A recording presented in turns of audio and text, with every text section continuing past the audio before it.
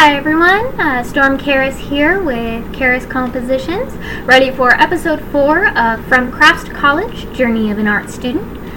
It's been kind of a spotty week with the vlogs, getting it started and trying to get a routine going, and had a little bit of a rough week. I was at the doctor's all day yesterday. Turns out there's some issues with some of the ligaments in my neck, and I have allergy-induced asthma on top of, bronchitis. So I've been having some issues with that, and the medication that they gave me totally made me pass out completely. So last night I got home and I slept for a really long time. So I wasn't able to work on vlog posts because I was asleep. So I'm going to go ahead and try to do 2 more today and tomorrow, try to catch up a little bit this weekend, and still try to get that number of a vlog every day between now and the end of my Indiegogo campaign. So today what I'm going to be doing in light of my new look, I'm going to be reading an essay that I wrote for my English class. It's a semi-satirical essay. The assignment was to explain a set of behaviors to an outside group. So like an alien or someone from a different culture or, someone from a different state, things like that. So I'm going to go ahead and just read my essay aloud. This essay is available on my WordPress, and I'll go ahead and include a link below in the section below for the WordPress, because I do freelance writing. So if you like this, there's going to be some more samples of my writing up soon. So if you like that, you can go ahead and check that out. So let's get started. I'm going to read my semi-satirical essay, Punk Rock 101, Tattoos and Colorful Hair in the Workplace. A semi-satirical essay addressing tattoos and colorful hair in the workplace in the form of a lecture. So, I'd like to thank all of you members of the Stuck Up Khaki Wearers Association of America for coming today to listen to my lecture on Punk Rock 101, Why Tattoos and Colorful Hair Are Perfectly Appropriate for the Workplace. I will start by saying that there's nothing wrong with khaki or natural hair colors, and that my defense of self-expression in the workplace is nothing personal against you, and I will explain why these things are important to myself and others like me with a more alternative form of self-expression. First off, it is very common for American companies to have rules and policies against tattoos, piercings, and colorful hair. This often disqualifies many qualified and hardworking individuals right off the bat simply for their appearance. The argument being that the company has a professional standard, implying that someone with a different appearance cannot be considered professional. Sometimes this extends to African American individuals who are discriminated against because their hair type is considered unprofessional and even dirty because it is not the same as white hair. The standard for professionalism is often based on the standard of rich white Americans who hold themselves above everyone else and wish to discourage their workers from being expressive because, as we all know, self-expression leads to anarchy and rebellion.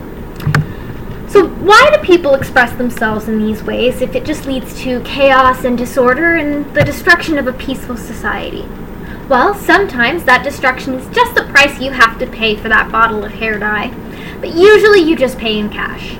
That hair color is picked and paid for any number of reasons, usually because the person who is dyeing their hair likes the color or likes the way the color looks on them. Other times it could be that they are following a trend, as many eccentric celebrities add crazy colors to their hair as a part of their performance or stage persona. People who dye their hair often feel that their natural hair color does not reflect their personality properly, much like the older grandmother with graying hair who dyes her hair because she is much younger inside than out.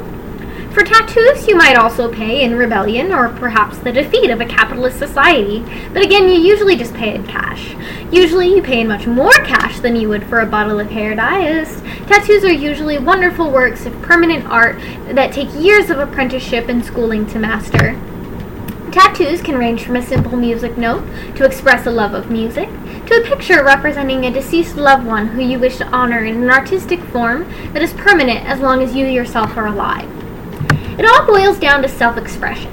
So when you find yourself asking, well, why? What kind of nefarious person exhibits the kind of behavior to color their hair or embed their skin with beautiful pictures? You can take a look at the color, or perhaps a soft orange fading into red that might represent a passionate and intense young woman yearning to bring the skills she studied for 4 years to develop at university into your fine and professional establishment. Or look more closely at the muscled arms of the mechanic with the tattoo of pacifier and a name that is a tribute to his child who died shortly after birth due to complications. After you've looked at these things, you should ask yourself again, isn't someone who has the will and mind to express something so deep about themselves in such a creative and vibrant way someone we want for our company? Is passion not a driving force behind all professional companies? Is it really professional of me to deny someone who may bring great things to our company a job solely because of their expression? Think about these questions and think about the behaviors and motivations that I have explained to you today and decide if these things will bring anarchy or destruction, or if these behaviors are simply another form of self-expression that shows an individual with creativity, passion, and a drive to be their whole selves.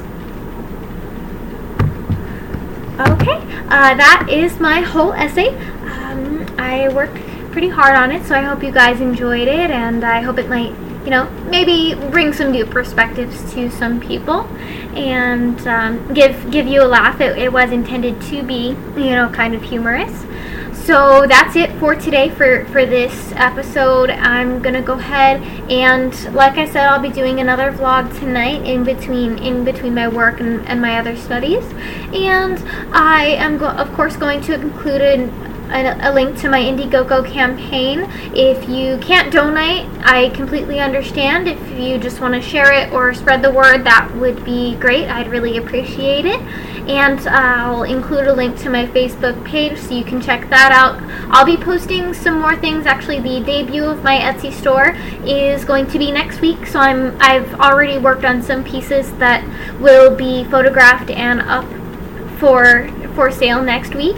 And as always, because of what's going on with the election results and the violence that's happening right now and the issues that people are facing, I am going to include the suicide hotlines that I included in my last video down in the section below. So if you're feeling like that, if you're feeling distressed, don't be afraid to reach out. I'm including a text line for people who have issues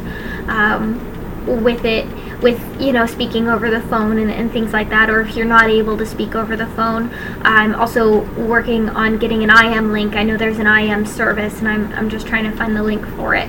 So I'll go ahead and include that in the next video, so you'll have that. And as always, don't be afraid to reach out to me. I'm always open for messaging. You can contact me through the Facebook page or through here on YouTube, and I'm here for you if you're having trouble with what's going on right now, if you're distressed. So that's it for tonight. For now, that's it for now. So I will see you guys later. Bye.